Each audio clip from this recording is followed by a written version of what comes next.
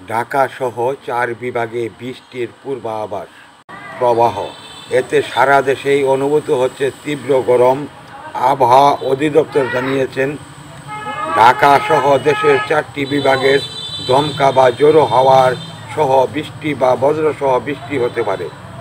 আবহাওয়া অফিসের তথ্য অনুযায়ী মঙ্গলবার 16 এপ্রিল সকালে পরবর্তী 24 ঘন্টায় ঢাকা, ময়মনসিংহ, রংপুর এবং সিলেট বিভাগের দু-এক জায়গায় অস্থায়ীভাবে দমকা বা জোরো হাওয়া সহ বৃষ্টি বা বজ্র বৃষ্টি হতে পারে।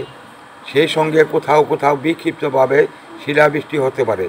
এছাড়া দেশের অন্যত্র অস্থায়ীভাবে আংশিক মেঘলা আকাশ সহ আবহাওয়া প্রধানত শুষ্ক থাকতে পারে। তাপপ্রবাহের বিষয়ে বলা হয়েছে, রংপুর, রাজশাহী, ঢাকা, ময়মনসিংহ, খুলনা, বরিশাল, চট্টগ্রাম ও সিলেট বিভাগের উপর দিয়ে মৃদু থেকে মাঝারি ধরনের তাপপ্রবাহ বয়ে যাচ্ছে এবং তা অব্যাহত থাকতে পারে। সারা দেশে দিন ও রাতের তাপমাত্রা প্রায় অপরিবর্তিত থাকতে পারে।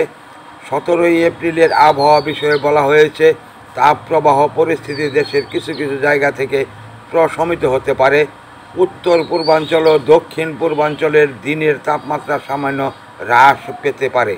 এছাড়া দেশের অন্যত্র প্রায় অপরিবর্তিত থাকতে পারে। সারা দেশে রাতের তাপমাত্রা প্রায় অপরিবর্তিত থাকতে পারে।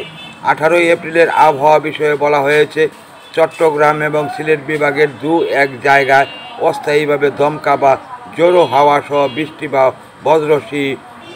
বজ্রবৃষ্টি হতে পারে। সেই সঙ্গে কোথাও কোথাও বিক্ষিপ্তভাবে শিলাবৃষ্টি হতে পারে। এছাড়া দেশের অন্যত্র অস্থায়ীভাবে আংশিক মেঘলা আকাশ সহ আবহাওয়া প্রধানত শুষ্ক থাকতে পারে।